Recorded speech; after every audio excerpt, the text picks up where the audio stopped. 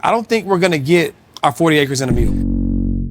But leverage and access to capital is your cheat code to close that gap.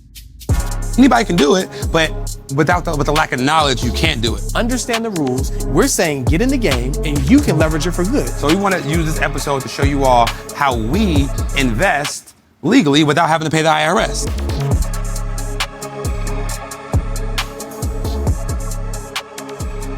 What's up, guys? Welcome back to another special segment of the Melanin Money Show, live at the New York Stock Exchange. Yes. This is comfortable, and we can get used to this. Yeah, I mean, we might as well just have them put Melanin Money on the studios on the office door. Listen, at this point. I'm with it. I'm with it. Okay. All right. So if you watched our earlier segment, I don't know if they'll play concurrently or not, but if you watched one of our earlier segments, we broke down the different account types, right, that allow you to invest and not pay the IRS, right? So what we wanted to do in this episode is talk about how we've actually leveraged these strategies in order to be able to win the game of wealth. So let's get into it. Yeah, because the reason we want to do this is because, like, we want to let you all know that the strategies that we are teaching is not just theory. Yeah. We don't teach or help implement any strategy with our clients that we haven't done ourselves. So we want to use this episode to show you all how we invest legally without having to pay the IRS. And anybody can do it, but with the lack of knowledge, you can't do it. And I'll speak from my perspective, because for 4 years ago, I didn't know, for 4 or 5 years ago, I didn't know this was possible. Yeah. And let me give you some background. I have an undergraduate degree in accounting. I have a master's degree in accounting. I'm a licensed financial planner. I thought I had this money and investing thing figured out. But when you introduce something greater, you drop something lesser. And George came down to LA? Yeah, LA. And we went to dinner, and you broke down this strategy that literally blew my head off. So I won't rob the people of the experience. I'll have you tell it just like you told it to me. Yeah, so this is what you want to tell me to tell the story or how the strategy. Well, so tell the story first. Okay, the strategy. exactly. Yeah, okay, cool. Yeah. So we were at dinner. Yeah.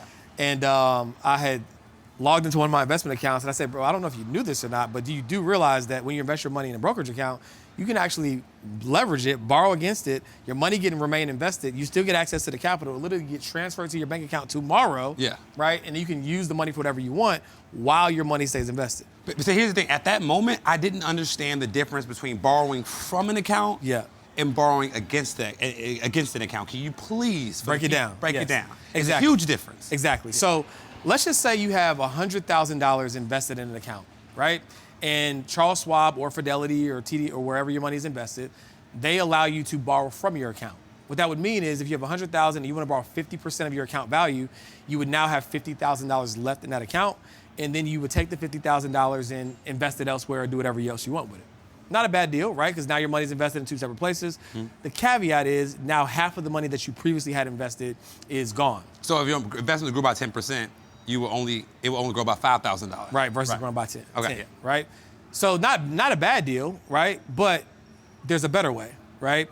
So when you borrow against the value of your investment account, what that means is your investment account is acting as the collateral, and so your investment institution is willing to give you a separate line of credit without you having to take any money from your investment account. So that same example, if we had that $100,000 invested, I now would have a line of credit with this institution for $50,000. My $100,000 would remain invested, but I now have an additional $50,000 that I can use for whatever I want to use it for. Why is this powerful? Number one is because the original portfolio gets to grow and compound with the total portfolio value, right? So instead of it being half, the total amount is there. Number two, it doesn't create a taxable event, right? In the first example, yes, you didn't pay taxes, but in this example, imagine still getting access to the $50,000, keeping your $100, and never having to sell any of your investments in order to get that money. So no taxable event is created. Number three, when you get that loan, the IRS will allow you to deduct the loan interest, right? So let's look at the benefit in totality as a case study. If I have $100,000 invested in stocks that I really believe in and they're doing well, I don't want to sell them, so I get a separate line of credit based upon the value I have here. I get $50,000, I go buy a piece of real estate, use that to buy a piece of real estate, right? That real estate is producing cash flow that I reinvest back into my portfolio. Oh, and at tax time, I'm going to get to write off the loan interest, and I don't have to worry about paying any capital gains because I never sold any of my investments. Do we understand how powerful of a strategy this is, right? I don't think, I'll go on a limb here. I don't think we're gonna get our 40 acres and a mule. I'm sorry. Yeah. I don't think we're gonna get No, it. it's not. But leverage and access to capital is your cheat code to close that gap, because you're using money that wasn't originally yours strategically and intentionally to buy more investments that you wouldn't be able to buy to accelerate your wealth building, all while avoiding taxes at the same time. Yeah, and like I remember being at the dinner table and like processing this in real time. Yeah. I said, okay, wait, George, you mean to tell me I got $100,000 invested, and this was back when rates was like 2.5%. Yeah. So I got $100,000 in my portfolio. I get to borrow 50% of that. So I get a $50,000 loan at 2.5%. That's crazy. That means I'm paying back, what, $1,250 or whatever on this loan. So I get a $50,000 loan at 2.5%. My money is still invested in the account, growing at, let's say, 10%. So my money is still making me $10,000. My money is still making me more than the interest it costs to borrow the money. Let's start there. Yeah. You know what I'm saying? So like, I have no problem borrowing because interest rate arbitrage. If I'm borrowing money at 2% and I use it to buy an asset that grows at 10%, I'm getting free money at 7.5% every year. And the original portfolio is also growing at 10%. Still growing. Right. And then if you're investing in good companies, that next year your portfolio might be at 110 or 120. Guess what that did? That gave you more margin to borrow. So you can rinse and repeat. Now, again, we're going to talk about in more detail that we recommend paying that loan off with the cash flow from the investment. But even if you didn't, there's a good chance if your portfolio grows by 15, 20% that next year, your borrowing percentage went down from 50 to 45 or to 40, right? And so you can just continue to rinse and repeat. And the thing I want you all to know is that this may be new for us, but it's not new. It's not new. It's not new. Billionaires have been doing this for decades. What's up, YouTube family? Thanks so much for watching the show. I hope you are enjoying this episode, but if you are watching this, there's actually a 70% chance that you're not subscribed to the channel. And that's okay. We appreciate you for watching and listening. However, if you wouldn't mind hitting that subscriber button, it'll let YouTube know that other people are interested in this show so that we can further spread the message of money. And if you're ready to start learning how to build wealth and save on taxes, we highly recommend you join our Multiply Your Money Challenge. This is a 5-day virtual event where both me and George are going to be teaching you the advanced tax and investing strategies of the 1%. And we highly recommend that you grab a VIP ticket because both me and George are going to be answering your personal financial and tax questions. That link can be found in the show notes below. Can't wait to see you there. Peace. Right? When Elon Musk wanted to buy Twitter or X, he didn't say, let me go use my money or let me go get a loan from a bank. He said, hey, I own Tesla shares. I'm going to leverage my Tesla shares, borrow against it, take hundreds of millions of dollars to buy another asset. And people are going to give me that loan because I have equity in this company, right? And it's not taxable. It's crazy. And the benefit is, you might say, well, Elon Musk can do it. He's a billionaire. He owns Tesla. Tesla is what we call a publicly traded company, which means if you own shares in these publicly traded companies inside of your investment account, then guess what? You get to do the same thing. So we're not spouting these useless platitudes. Oh, you can do it too. No, you literally can do it too. You don't have to be. You are owner of the company. I think that's the part of me people don't realize. Every time you invest in Meta, in Tesla, in whatever company, Google, right? Like, you are a part owner. Yes, he might be the CEO. He's not the founder, actually. Might be the CEO of this company. And yes, he might own substantially more shares, but relative to what you want to use the money for, you can take advantage of the same strategy. So that way we can stop complaining about billionaires avoiding taxes. You can do the same thing. Like, there's no rule book that says you can't do the same thing. And I think that's the part, like, we have to realize is, like, I don't believe. So in our company, we have this philosophy that people will do more for recognition than they will for money, right? And what most businesses do, they exploit that and say, okay, well, they're going to buy the Lamborghini as a status symbol. They're going to buy the big house as a status symbol. They're going to buy the Gucci bag as a status symbol, and we know that, so let's exploit that status, right? What we do instead is let's celebrate and reward our clients for the wealth they're building. Why am I even telling you that? I'm telling you that because when you play the game, you might not be able to change the rules, but you can still use them for your advantage, I can't change the way that the world works and what people get excited about. What I can do is incentivize you and trick you into building wealth. What I can do is trick, using the word loosely, our clients into improving their collective net worth by almost $300 million in 12 months because we decided to recognize and celebrate them instead of using it as an exploitative tactic. So when you think about capitalism, and you think about the economic infrastructure of our company, of our country, which it is a company, right? Freudian slip, then use it to your advantage. Let's not complain. Pastor Philip Mitchell, literally, I posted something the other day, like money, right, is immoral, right? It's an inanimate object. It doesn't take on an identity until it's put in your hands. So if you want to do good in the world, get the money and do good with the money. Just because you think we live in a society or a structure that is unfair or is disenfranchising, that may be true. Two things can be true at the same time. We're saying get in the game, understand the rules, and you can leverage it for good. Do we not have a foundation? Yeah. Do we not give away hundreds of thousands of dollars a year? Yeah. Right? So get the money. That's the first thing. Yeah. Get the money, right? But then ultimately, play the game, understand the rules so that you can play the game for good. So that we don't have to complain about who's doing what. We can use our resources to get the outcome that we want to see. 1,000%. I didn't mean to preach y'all, but you know. It's all good. But let's use this time to show or demonstrate to the people how we took advantage of the borrowing against strategy so that we can invest the same or leverage the same dollar multiple times. Sure. So back in 2022, when you told the same year you told me about the strategy, I said, okay, how can I apply the strategy in my life, right?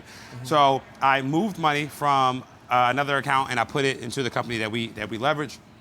And I put about, I think it was maybe like $300,000 into this account, right?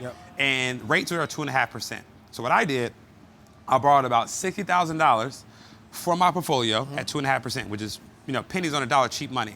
And I used that $60,000 loan, which is tax-free, to buy a vehicle that weighs over 6,000 pounds, right? It just happened that this vehicle ended up costing about $220,000, but I bought it strategically because I looked at my net profit in my business and I said I have a $220,000 net profit at that time.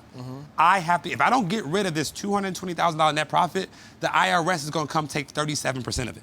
I'm not having that, right? So instead of having and I should never do public math, but instead of having let's just call it, what's 10% of 200,000, 10, 20? Instead of having a $60,000 plus tax bill, right? I said, let me do something about it. So I borrowed $60,000 from my portfolio, use it as a down payment for this vehicle that weighs over 6,000 pounds. At the time, which it is today, bonus depreciation of vehicles that weigh over 6,000 pounds is 100%. So that means I get to write off 100% of the sticker price of the vehicle, even if I didn't pay for the vehicle in cash. So I used a $60,000 down payment. I got the vehicle. That vehicle afforded me a $220,000 tax deduction. That tax deduction completely eliminated my tax bill. So I went from having a $60+ thousand tax bill to having a $0 tax bill. So here's what happened. I borrowed against my portfolio, tax-free money. I used that tax-free money to buy assets that wiped out my tax bill. So guess what? Now I have an extra $60,000 in my pocket that I didn't have to pay taxes on. So I used that $60,000 to pay off the loan that I just took out for against my portfolio. So I legally used my money three times, and I avoided paying taxes and paid the loan back, so I had zero debt, and I can rinse and repeat every year. You missed one way. He drove the car maybe twice. Oh yeah. Right, and then shipped it to Texas, where we now live. So that was 2 years before, 3 years before we moved to Texas. And there's an auto broker. Who, because it's an exotic car, and was able to rent the car out, produce cash flow in excess of the car payment. So that paid off the loan. Paid off the loan. So. Guys. So I bought an asset. It was a cash flow producing asset.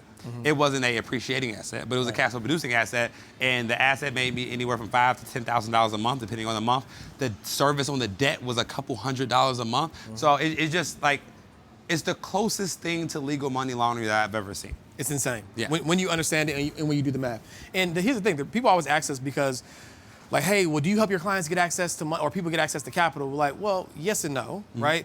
When you become a client, when we understand what you're going to use it for, when we've done the math, then we will give the personal recommendation and say, okay, we believe it makes sense to get access to X, Y, and Z. We don't just arbitrarily say, invest the money, borrow as much as you can, and then no. We want to make sure you have a plan in place. Like, let's be clear on that.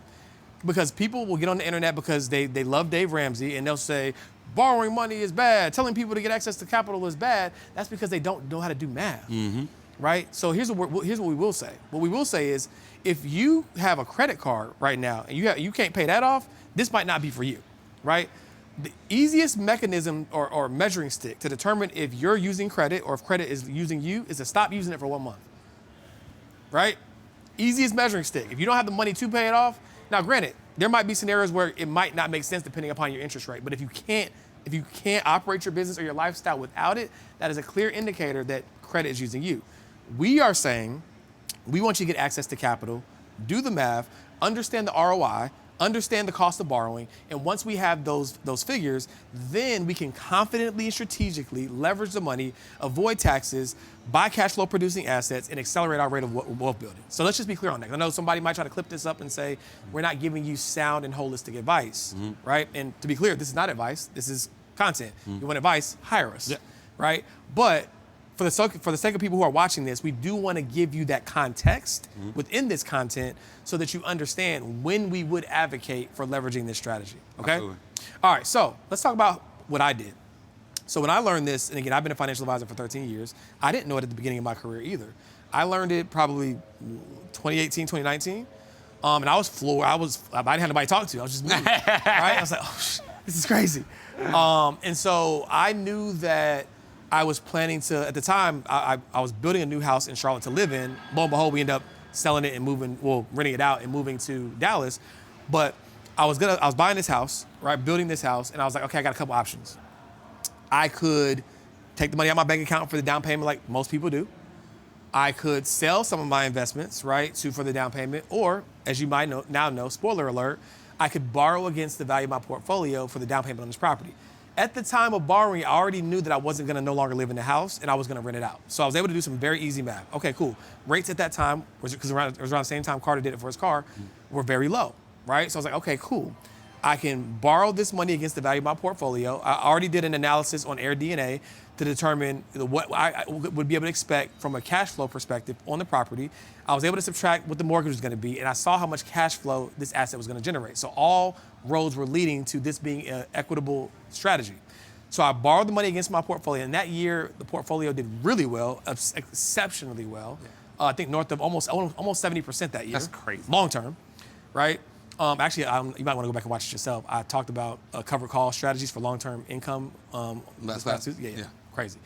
But anyways, so I did that and realized that, oh shoot, I can borrow this money from my portfolio against the value of my portfolio that I for sure did not want to sell any of my investments.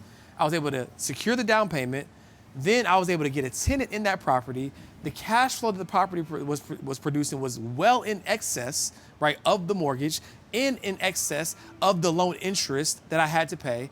I split my payment back between paying off the loan that I borrowed and the difference going back into the portfolio that was compounding at a substantial rate. And I was able to triple dip on my money, right? And so, guys, when we tell you that this strategy alone, right? Alone, not to mention on how the way we even instruct our clients on how to invest inside the portfolio so that they're likely getting more than the standard 7 to 10% that you have been grown and accustomed to expect. Let's not even talk about that, right? This strategy is going to help you accelerate your wealth building substantially. Because by a show of virtual hands, how many of you guys feel like maybe you're a little bit behind? Maybe you didn't get this information as soon as possible. Or maybe you have tons of money invested, but just like, I'm not doing any of this with it, right? That's probably, you know what? I feel like that person is probably more frustrated than the person that's behind. Yeah. Because it's like, you have it, but it's like, what do I do with it? Exactly. And so if this strategy sounds like something that you're interested in, and maybe you're working with an advisor and they haven't brought it to your attention, or you want more insight on it, there should be a link down in the show notes where you can either book a call or come to one of our 5-day wealth workshops so that you can learn what this looks like at the highest level. There's no reason why anybody should be working with an advisor and they're not giving you these strategies, all right? Absolutely. If that's the case, just fire your advisor and hire ChatGPT. Right? What's the point of hiring an advisor? 1,000%. But guys, we want to do this episode so you all can have a peek behind the curtain of how we take advantage of some of the same strategies that we're teaching. Because if your advisor is not implementing the strategies, or your tax strategist is not implementing the strategies that they're teaching you about, you probably should find somebody new, right? Probably should find somebody. So we want to let you all know that we're implementing these as well. And hopefully y'all got a lot of value from this episode. If you did, do us 2 favors. Hit that subscribe button, because 70% of the people that watch the show are not subscribed. So hit that subscribe button, and then share this episode with a friend. If you want to help somebody build wealth and reach financial freedom faster, this episode will help them get there. So share this out, and we can't wait to see you next time. Peace.